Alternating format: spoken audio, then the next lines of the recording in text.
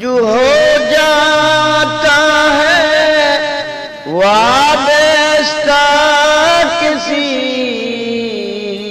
शेख तरीकात से।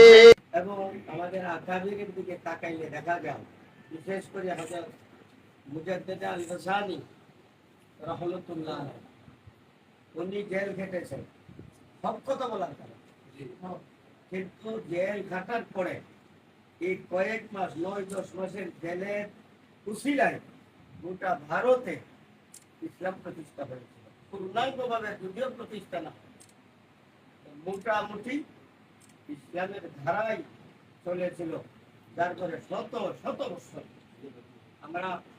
আমি প্রায় সময় বলি যে আল্লামা মামুনুল হক সাহেবের মাঝে কেন যেন মুজাদ্দিদ আল-গাসানি বন্ধ হয়ে গেছে।